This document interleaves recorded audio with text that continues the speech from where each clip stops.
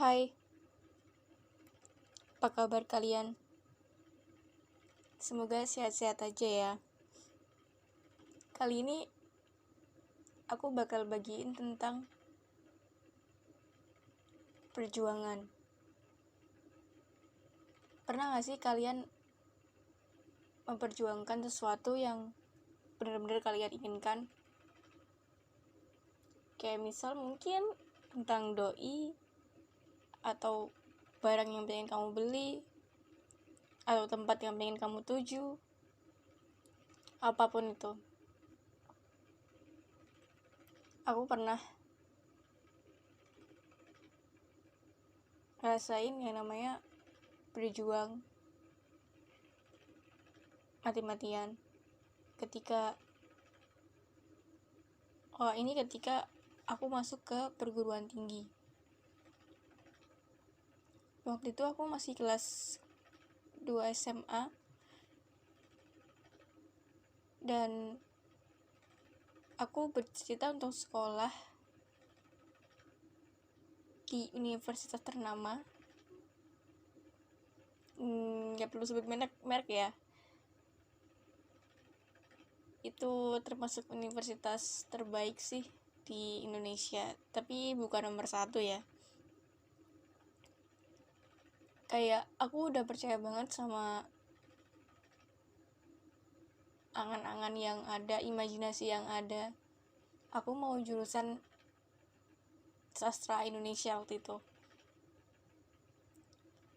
Dengan pedenya, dengan bangganya, aku bilang ke teman-teman aku ketika ditanya, kamu mau ngapain setelah lulus? Di fase tengah pada jenjang SMA, itu fase-fase yang aku rasa kita bakal ngerasain kayak bimbang gitu. Karena SMA kan emang basicnya sebenarnya untuk lanjut ya, dalam artian ke universitas. Nah, tapi kadang-kadang juga ada orang yang mikirnya udahlah habis SMA lulus terus ntar aku kerja aja. Ya nggak masalah ya, itu tentang pribadi masing-masing ya kan.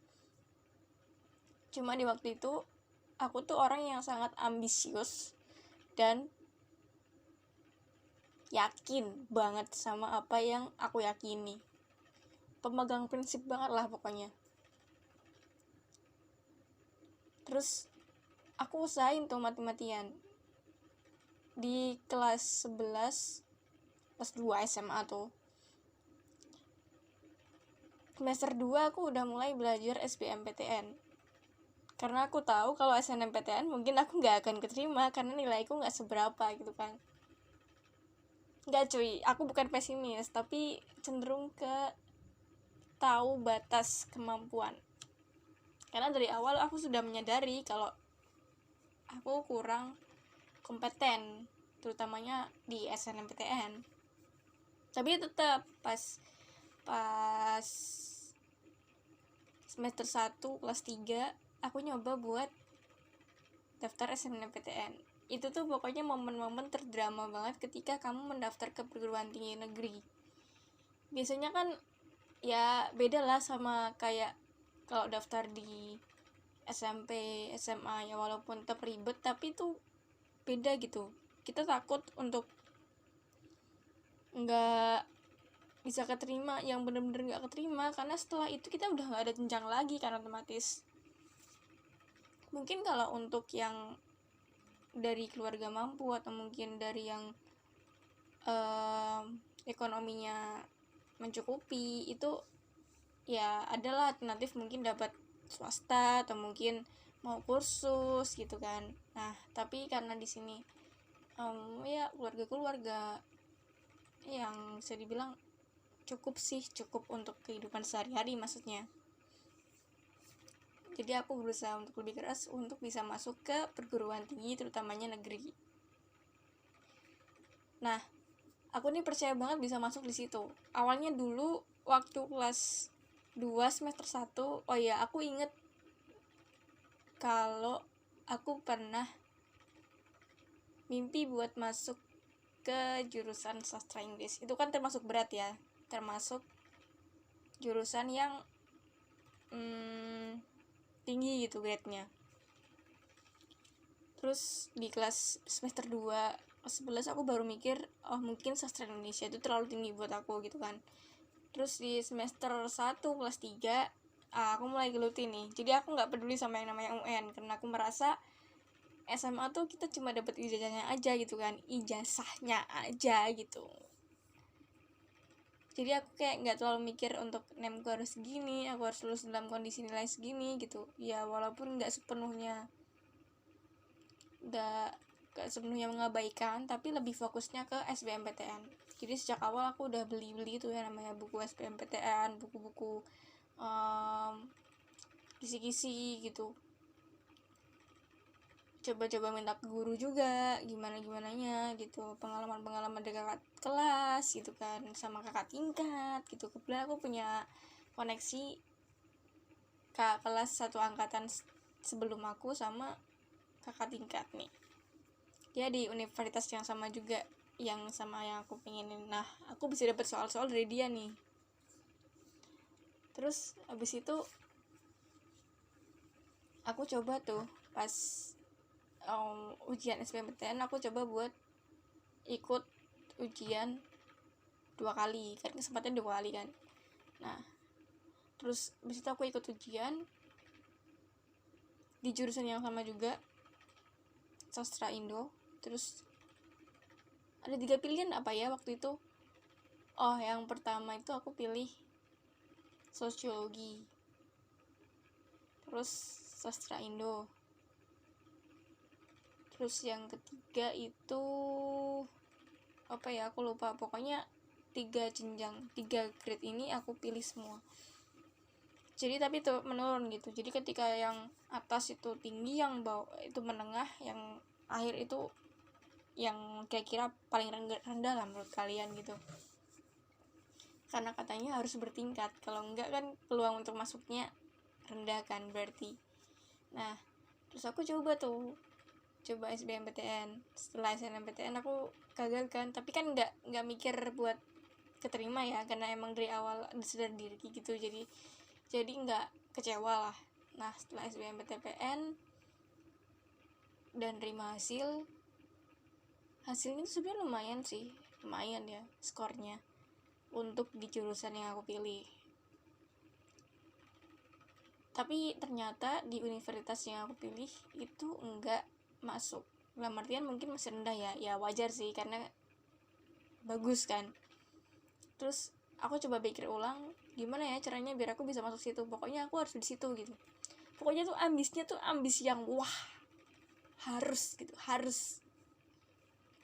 Kalau aku tuh gitu. Terus aku coba buat ikut ujian mandiri. Itu pilihan terakhirku. Walaupun katanya kalau mandiri itu pembayarannya lebih mahal ya. Bodoh lah, yang penting ntar bisa masuk dulu. Soal nanti gimana ntar bisa dipikirin nanti lah. Atau banyak beasiswa juga. Pasti mikirnya gitu kan. Udah ujian. Sampai aku dulu tuh dramanya, waktu mau ujian malah lupa ruangan, saking paniknya. Jadi sebelum hari H itu kan kita suruh survei ya, suruh lihat tempatnya dulu, di mana sih kita ujiannya gitu, di mana sih ruangannya gitu, tempat duduknya di mana gitu. Udah aku udah cek sama temanku. Pas berangkatnya pagi, aku kebetulan dapat pagi itu, tiba-tiba aja kayak mual gitu kan pas mandi. Gila sih, mungkin karena overthinking sama stres ya kali ya, karena aku terlalu kayak menekan diri banget sih emang waktu itu. Ya siapa sih yang nggak takut tentang masa depannya setelah lulus SMA tuh, kayak suram banget gak sih, kayak diambang abu-abu gitu. Nggak suram juga sih ya perasaan. Nah habis itu, pas ujian aku tuh mau masuk kelas, tapi malah lupa. Aku udah jalan-jalan muter-muter nih, tapi kalau fakultasnya, gedungnya itu aku ingat, cuma kelasnya yang nggak ingat. Padahal kan biasanya ditulis tuh, harusnya kan ditulis di papan kayak ada papan itu kan per kelas, ini namanya ini. Aku udah coba cek dan itu keburu waktunya tuh tinggal 20 menit lagi untuk bisa masuk gitu kan. Berarti aku datangnya udah pagi, super pagi. Aku untungnya itu diantar sama temen. Nah, temenku udah sampai pertengahan jalan ya, setengah jalan gitu kan. Terus aku telepon, untungnya dia langsung angkat sih. Coba aja kalau enggak urgent kayak gini, gila aku nggak jadi ikut ujian kali ya. Itu dia terus tak tanyain tuh, ini gimana, aku masuk mana ini, sumpah aku panik banget, gila aku lupa kelasku, sini tolong balik sini tolong. Terus dia bilang, ya ampun masa kamu lupa kelasnya. Iya sumpah aku lupa, buruan sini, aku panik banget sumpah, ini tinggal sebentar lagi masuk. Aku sampai mau nangis, itu udah mau frustasi kan, kayak takut. Sebenarnya tuh itu tuh momen yang harusnya aku nggak panik, karena kan kayak ngeblank gitu jadinya tuh, jadi kayak malah ingatan tentang materinya tuh malah hilang. Terus dia datang lagi nunjukin ruanganku, akhirnya dia balik lagi ke rumah, jadi dia bolak-balik. Asik sih tapi perjalanannya. Udah gitu kan rasanya kayak pusing banget ujian, gila sih gini banget sih hidup gitu kan. Nah pas mandiri ternyata aku lagi-lagi nggak diterima. Nah itu kan satu-satunya jalan yang terakhir buat aku bisa masuk di sana kan. Tapi ternyata aku nggak bisa masuk di sana. Rasanya tuh kayak kecewa berat banget, kayak dicampakkan rasanya tuh. Tapi untungnya sih karena aku tuh orangnya ngeplan kan. Jadi sebelum aku ujian mandiri itu ada ujian buat masuk perguruan tinggi yang Islam. Terus aku coba buat masuk di situ, coba pilih jurusan. Aku nggak pernah bener-bener di situ ya, jadi kayak cuma buat ya siapa tahu, ntar nggak minta sih, siapa tahu gitu kan. Aku pilih jurusan di situ dan yang keterima malah itu. Jadi sebelum pengumuman ujian mandiri itu tuh udah ada pengumuman kalau aku diterima di Universitas Islam. Terus ya udah deh, ya senang sih awalnya, senang sih karena keterima gitu, seenggaknya di PTN lah gitu. Tapi tetap aja ketika impian kamu yang kamu dambakan, yang kamu usahakan sejak dulu, yang kamu banggakan sama orang-orang, ternyata nggak kamu dapetin, ya kayak gitulah rasanya ya. Kecewa, yang jelas tuh kecewa. Apalagi kalau kita udah berjuang, yang bener-bener berjuang, walaupun aku emang nggak kayak yang lainnya yang harus les kesana sini gitu sampai keluar kota, keluar daerah, keluar pulau gitu, enggak sih. Ya aku paling belajar sama buku-buku gitu kan, beli buku gitu, beli CD gitu, atau nanya-nanya sama kakak tingkat, sama kakak kelas yang udah lulus gitu. Paling juga tutorial di YouTube apa di Google gitu kan, gimana tentang ujiannya gitu.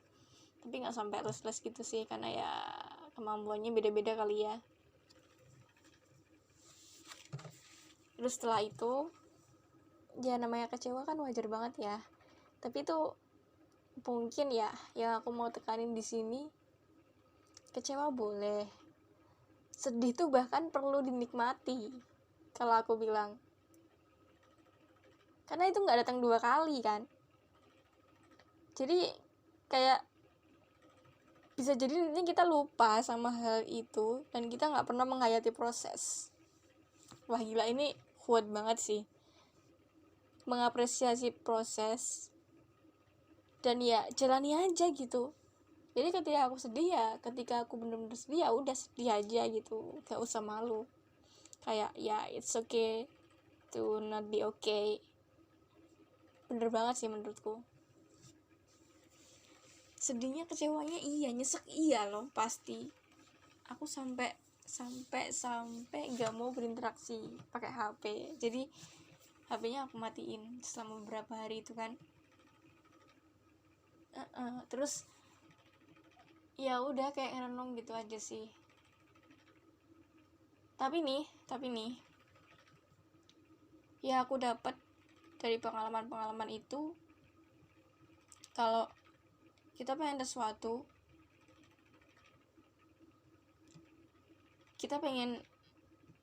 itu tuh harus dipikirin matang-matang gitu.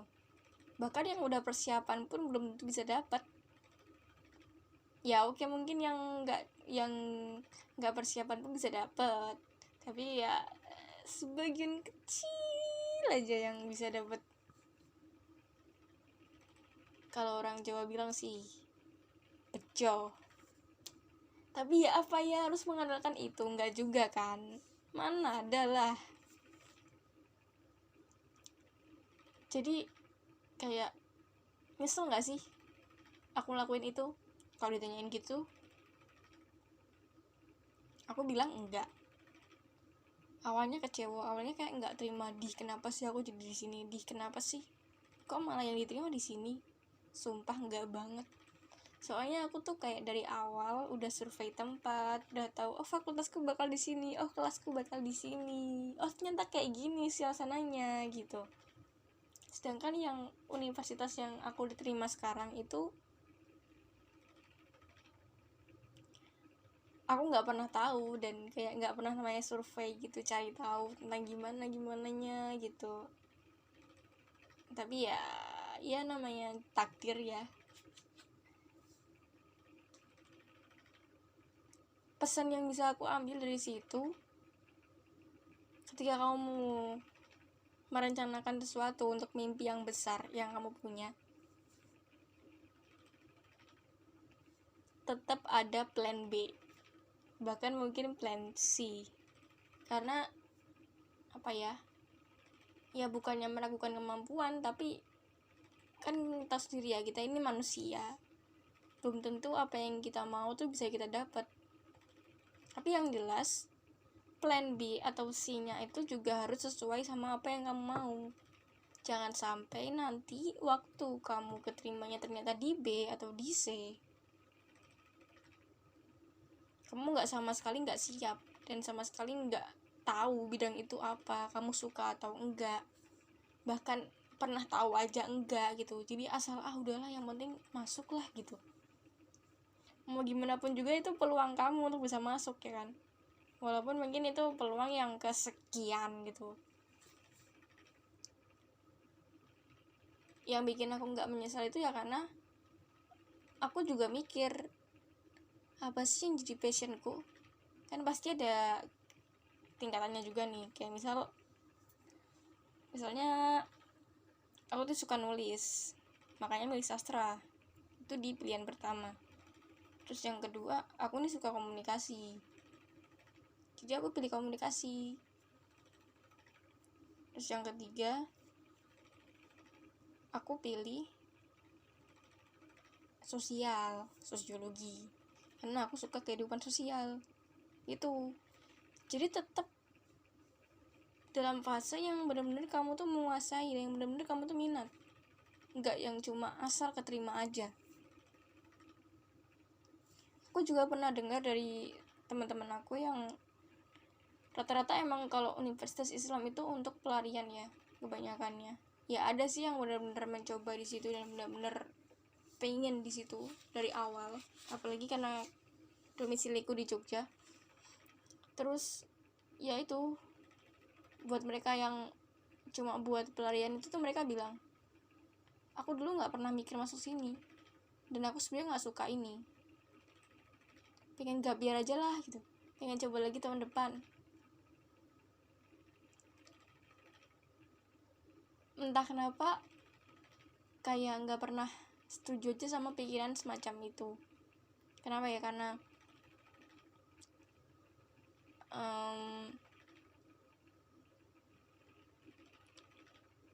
aku mikirnya satu kursi yang kamu tempati sekarang itu bisa ditempati satu orang lainnya yang benar-benar berjuang dan sekarang lagi berjuang lagi buat bisa dapetin kursi yang kamu pakai sekarang. Aku mikirnya gitu.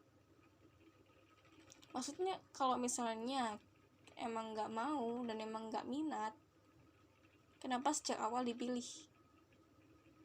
Berarti kan kayak cuma sekedar yang penting masuk aja kan. Mereka nggak pernah sadar tentang apa itu kuliah, dan prosesnya tuh lama loh kuliah. D4 mungkin ya 4 tahun ya, dan itu praktek. Itu pun fokus ke situ. Kuliah itu fokus. Jadi ketika kamu milih komunikasi, ya semuanya bakal berkaitan sama komunikasi. Walaupun nggak semuanya, tapi mayoritas.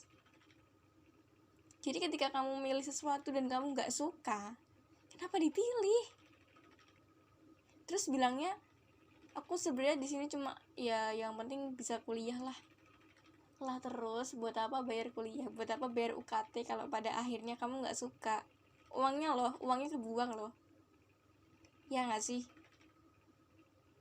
Maksudnya ya sayang aja gitu. Maksudnya lebih banyak yang lebih membutuhkan.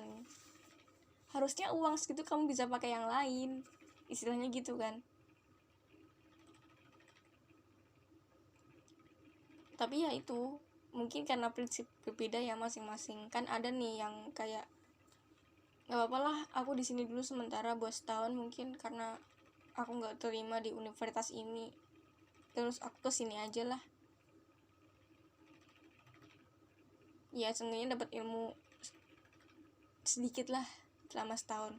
Ya tapi apa ya kamu kalau masuk di situ terus jadi bisa belajar gitu? Enggak loh, karena tujuan awalnya memang bukan untuk belajar, cuma buat pelampiasan aja, yang penting keterima dulu gitu kan. Nggak bisa. Dan untuk kalian teman-teman yang bakal berjuang, terutama yang angkatan ini, gila sih, nggak tahu kenapa kayak kalian harus kuat banget, dan aku tahu kalian bisa buat gapai mimpi kalian. Perjuangan memang nggak selalu berjalan mulus. Ya namanya perjuangan ya, pasti ada tantangannya lah, banyak ujian cobaannya. Dan hasilnya pun kamu belum tentu tahu, entah itu berhasil, entah itu gagal. Lakuin aja. Ketika kamu udah percaya sama apa yang kamu yakini, ketika kamu udah berimajinasi tentang mimpi kamu, aku yakin kata-kata orang tuh gak ada yang bisa ngalahin rasa kesukaanmu. Aku dulu yakin banget sama universitas yang aku bangga-banggain itu. Setiap aku dibilang mau kuliah di mana, di sini, dengan yakin. Sementara ada temanku lainnya yang bilang lihat aja lah besok gitu. Mungkin karena aku terlalu percaya diri ya. Memang sih, aku juga sadar diri juga kalau terlalu percaya sama apa yang aku percayai. Tapi menurutku itu juga bukan sesuatu yang buruk, karena dengan kayak gitu aku merasa aku punya kekuatan buat berjuang. Aku punya kekuatan untuk melakukan sesuatu buat bisa ngapai itu. Tergantung bagaimana kaliannya aja sih sebenarnya. Tapi aku nggak pernah menyesali perjuangan itu. Aku ngerasa kayak wah gila, dulu aku berjuang gini banget gitu, sampai seperti ini. Dan rasanya tuh walaupun itu gagal, walaupun itu nggak berbuah manis, tapi rasa dari perjuangan itu tuh nggak bisa dibohongi. Menurutku gitu sih. Jadi buat kalian, buat teman-teman yang akan berjuang untuk apapun itu, nggak cuma universitas sih, semuanya, pekerjaan, karir, kesukaan, hobi, apapun lah,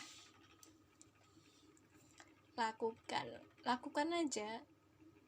Lakukan dengan hati, niatkan, doa.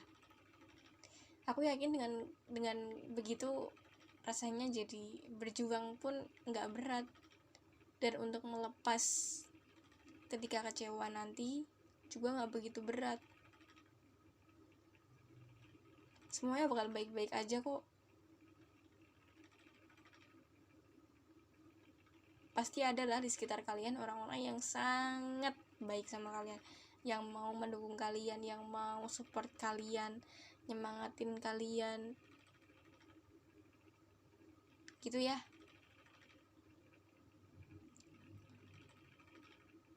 Mungkin itu aja deh sementara ini. Untuk next time-nya aku bakal bahas sesuatu yang lebih menarik lagi. See you.